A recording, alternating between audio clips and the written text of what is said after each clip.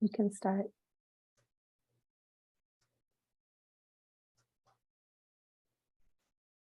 Hi, good afternoon. My name is Mary Dieckman, and I'm a physical therapist in Flagstaff, Arizona. And I've known Beth Claxton for about 5 years. And I'll tell you how I came to know her, because it's very important and salient to this story of hers, her journey as it is. I've known Beth in a casual kind of way for many years. She's an OB/GYN physician in Flagstaff, has a great reputation. I've always heard such great things about Beth. And then about 4 or 5 years ago, I heard Beth on the radio talking about functional medicine. And it immediately drew me, because functional medicine is an amazing tool of medicine. It is fundamentally a device to look at cellular function of human beings. And it is hard. It is such a hard course of study that I've only known 3 people who've ever done it. And they're all very brilliant people. And one of them is Beth. And I was so impressed with her, not knowing her personally at the time, because she, in essence, was leaving this established practice she had of OB/GYN work. And she was starting on this other adventure of functional medicine, which is brilliant and fearless and really very, very admirable in my mind, because it's a hard course of study. She had a very comfortable life with a great reputation, and she embraced this life of functional medicine, which is it is so impressive. And so that's how I came to know her. I actually reached out because I wanted to know, who was this woman who would throw her career into this state of disarray to embrace something that's in my mind life-saving and infinitely changing for the medical field, and very, very challenging. And so I reached out and I got to know her. Beth is a delightful woman. And she's just impressed me more and more through the years with her sense of adventure and compassion and fearlessness about helping people. And she is on this amazing journey that I've witnessed up close. And it's very impressive, which is why I'm here today. And I'll read you her bio. First and foremost, Beth considers herself a human on a journey. Her degree is a medical doctor, and board certification as an OB/GYN mark her path. Her curiosity, and I would add fearlessness, led her to become a teacher of mindfulness-based stress reduction and Ayurvedic yoga health coach. Most recently, she became certified in functional medicine, which felt like completing the circle to her undergraduate degree in biochemistry. She has 2 daughters who are journeying with her on their own paths, and Northern Arizona is currently her home. Lucky for all of us. Oh. So, Beth, I'd like to ask you, what do you consider to be the definition of mindfulness? It's thrown around so casually today. We all say it at least once or twice a day, but Yeah. What does that mean to you? So people say, yes, do this mindfully, and we've thrown it around in these interviews on the summit. Yeah, just a mindful approach. And the definition of mindfulness is paying attention on purpose in the present moment without judgment. And it's a challenge. That's hard. Every one of those things, paying attention, that's tricky because I'm distracted by bright things in the moment, which is, again, the bright things. But maybe for me, the most important is without judgment, because it's so easy these days to be black or white or this or that, and it's very hard to be open-hearted these days. And so I think these are my personal opinion, is such important days to be aware of being mindful. Right. And that without judgment, it brings in that aspect of love. Like, we all need to have more love these days in our hearts so that we can bring that. Yeah. Right. And if I could also add to that, love being a sense of openness too, and perception to the differences in you versus the differences in me. You know, that they don't have to collide. They can coalesce, at some point too. Yeah, so, and you're here on a journey as well. Indeed. As a human, and you're here, and you came here the same way that I came here, and we need to recognize that in each person. Right. Yeah. In each moment. In each moment, and without judgment. Yeah. Which also makes it very feasible to believe that we're all possible of greater growth, of greater harmony in our hearts, when it's defined like that. It's accessible to all of us. But how did you come on this journey to mindfulness? What brought you there? It is accessible to all of us. And I think that's one of the things that made me want to become a mindfulness teacher. So my journey is actually long. In medical school, I was asked, there were a group of people that were getting together to do a transcendental meditation class. And at that point, that was like the only kind of meditation that anybody knew about in the, what was it, 93? No, it was before that, 92. And I said, yeah, that I kind of like was curious about what that is. And so we all went our 4th year of medical school, and that was the year that we had like a little bit of time.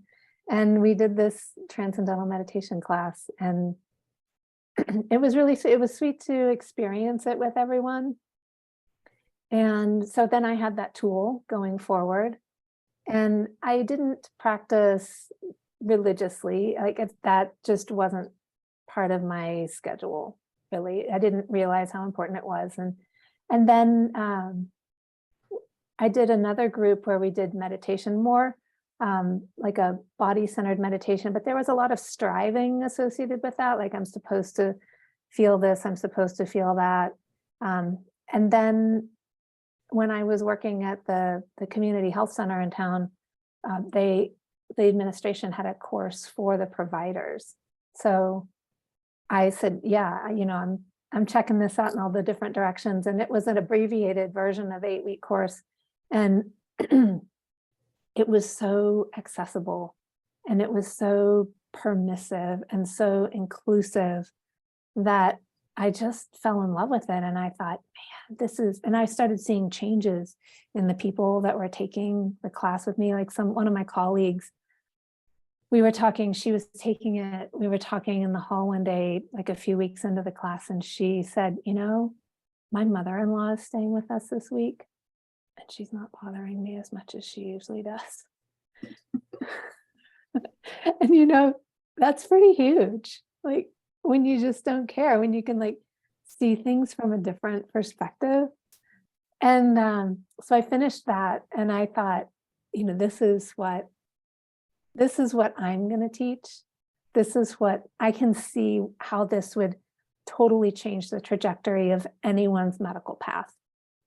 And it was hard. Like, the first day that I signed up for one of the training classes, I knew that the lines opened at 6 a.m. So I called like right at 6 a.m. and I was put on hold, and I took a shower, I made breakfast, I got to work. I think I even dropped my daughters off at school.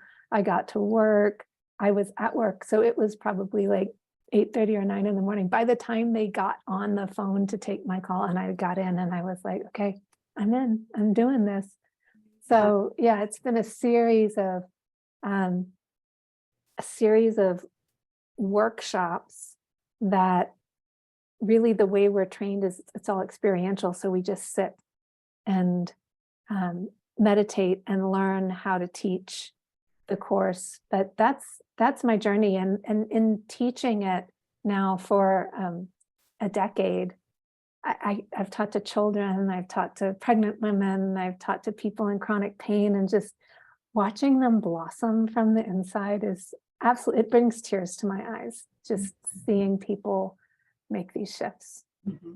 It's so interesting to hear you say, to talk about the different types of people you've worked with. It's not all just your colleagues. It's just average people like me who just would like some more tools of moving through with grace and kindness. That is accessible to all of us, and you don't have to have a silent mind, and you don't have to be that type of person, because I am easily distracted by bright lights. But the quiet of meditation and what MSBR has done for me is just allowed you to live in that moment truly without judgment of yourself, even, which is not always easy.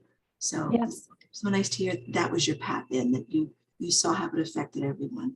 Yeah, and the thing about the course, I call it mindfulness for truckers. Like you can teach, I think you can teach anyone can learn how to meditate in this program. It's so accessible.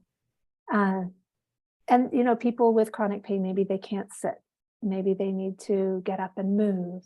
Maybe people are anxious and they need to move. Maybe, anything, just starting where you are. And that's true for everyone. People say, I can't meditate because I just can't sit for that long. Well, it's like, well, how long? Mhm. And it doesn't even have to be sitting. Like you can have a mindful sip of tea. You Mhm. can have a mindful experience in the woods. You can have a mindful experience when you're sitting at the traffic light. Mhm. So when you're walking, Yeah, that's, when you invite that in and make it possible. that's a great way to put that because we all have something chronic, however we define that. We're chronic movers, we're chronic runners, we're chronic Mhm, workers. mhm, So it may not be chronic pain per se, but it's something chronic that we essentially all run from. So mm, the idea of being still for a moment is hard for many people. mhm, Um, and so on your journey as you became a teacher, it sounds like this is what you identified in people that it was accessible. You could be successful. And the successes that you saw, it crosses all types of boundaries. It's yeah. for pain or however we define our limitations. So is that Mhm. is that how most teachers get there, do you think? Is it something more personal or is it something that makes you want to reach out to other people?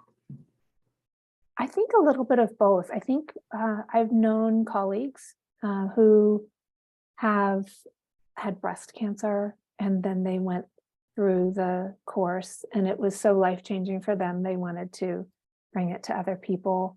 I think everyone really does have their own unique journey to teaching. And it was just so beautiful to do this training because it's an international group of people. And so when we go to these trainings and we sit in a big room for days and days and meditate together and listen to instruction and learn how to teach, we're all there together. But it's they're people from, I did a China and like all over, and I did a training in Ireland, and there were like, I don't know, over 200 people in the room, and 8 of us were from the United States. So the rest were from all over. And it also speaks to the human condition. Like all over the world, we're right there, and we're the same. That's right. We're all looking for ways of being harmonious in our heart and maybe the Mhm, world being mhm. harmonious on these paths that we take. And so it sounds like that, in essence, is the definition of mindfulness based stress reduction. That everything you've been describing are the things that so many of us are indeed seeking. Does that sound true to you? Yes, and mindfulness-based stress reduction itself, that course is an 8-week course that teaches people through a very, um, it doesn't seem regimented at the time when you're taking the course, but as a teacher, it is very regimented as to how we teach it, because it is whenever anyone sees a study, like this study was done with an 8-week mindfulness course, Mm, that it is that course and wow. it is reproducible by teacher all over the world if you're teaching something called mindfulness-based stress reduction. And so those results would then be reproducible. But yes, those courses that are mentioned in scientific studies are this course. How long did it take you to become certified to teach this I'm course? not actually certified. You have, it's required to do a certain number of trainings, a certain number of silent retreats.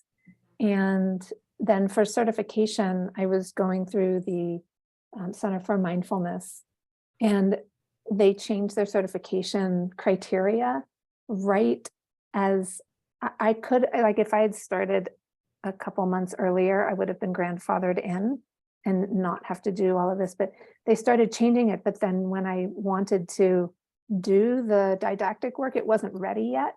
So there was all of this back and forth. And then the Center for Mindfulness I think they went bankrupt. They're not in existence anymore. So now it's UC San Diego that's offering the certification, and they've asked me just basically to start over. But isn't that a funny thing? Because you see people go for, truly in my world, a certification that takes a weekend. And this has been a journey of years. Years. Not, it's a journey that you had anticipated this thing, and now it's reworking to another thing, and everything you're getting out of it is just, I do believe that all that is all part of the journey too. That if you would have said, Mary, I got certified April of 2000, I'd be like, oh dear, that's an awful lot of learning, and that's an awful lot in a short time. But you've broken it out over years of personal growth and hard things that you've been through, that you've managed to kind of weave in your meditative skills, and it's that's a very rich outcome, it seems to me. It's that's a life that is kind of woven with the joy and the glory and the pain of daily living. It's I love that. It's pretty cool. Thank you. And so who do you think would benefit specifically? I mean, I know I've sat in classes where, it's just everybody right across the board. But what I hear from people is, especially people who are similar to me, my peers, my colleagues, I have no patience for that. I don't have the ability to sit for 20 minutes. And I'm thinking to myself, well, these are probably the people who really would benefit in ways that you have no idea on day one what day 8's going to look like, right? Because you're a different person by day 8. So I've always been interested to look around and see who these people are and what brought them there today. So what's your opinion about that? I think everyone benefits, and everyone benefits in a different way. And knowing what I know now about inflammation in the body, when we can cool off the mind and we can increase the vagus nerve tone, which is the parasympathetic, the rest and digest and relax part of the nervous system, that will put out inflammatory fires. It helps digestion. It helps really everything. It's anti-aging, like so many things. There are studies showing that the telomere length, which is the ends of the DNA strands, those shorten with age, and with meditation, those lengthen. And that's actually with the MBSR course, they studied that with the 8-week course. And so there's so many properties or side effects, benefits of meditation that everyone could benefit from. And some people may have like a bigger revelation when they start. Like I remember the woman that I first saw, she was addicted to narcotics and just like couldn't sit still. She couldn't keep her eyes open actually either. She had been so abused, I believe, by the medical establishment, like surgeries and for pain, all of this for pain. And now she was addicted to pain medications. And I told her, I said, I think that this class might be helpful for you. And then she went, another person told her that it would be beneficial for her. And then she might have heard it one more place. And she said, well, then I have to do it. And she's completely different now. And it was so beautiful to watch her through the 8 weeks just transform. So some people have like a really huge change initially, and some people don't. Some people may just notice that they're tasting their food differently, or they can hear the birds in the trees during the day now. Right. I would like to point that out for a second. I think that's 100% true, because many people in the classes I've been attending, they thought they would get out and they were going to hit nirvana by Tuesday, kind of thing, right? Right.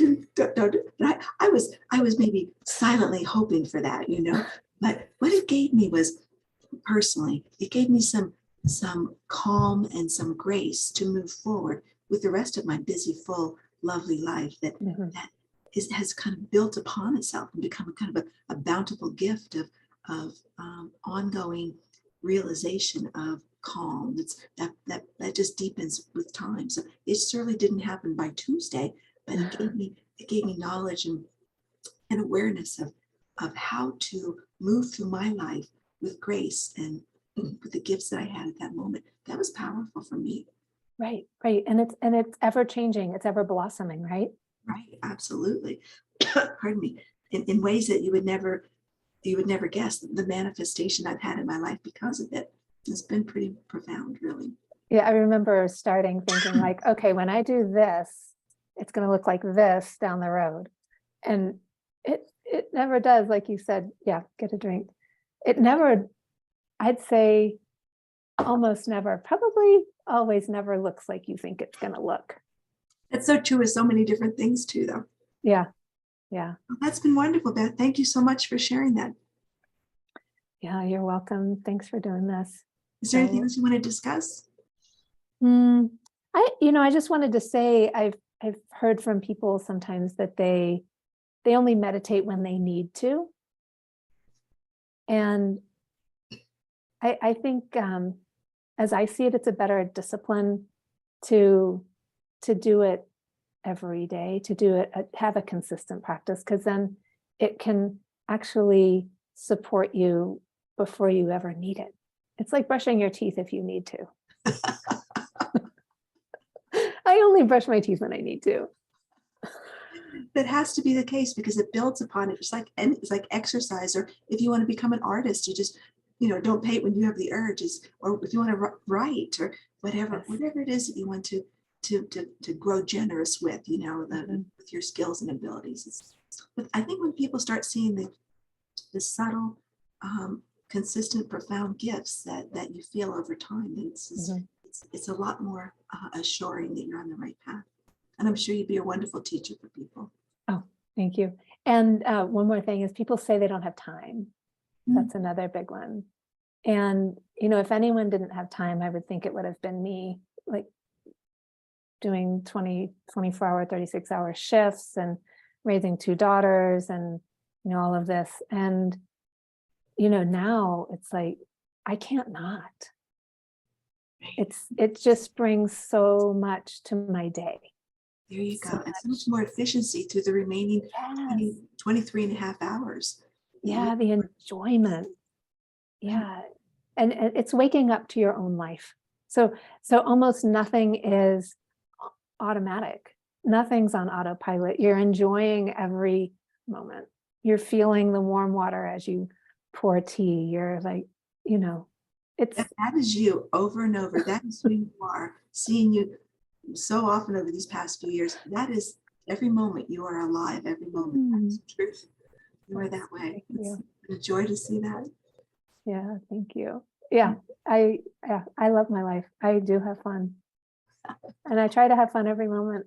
And that's it's an endeavor. Sometimes.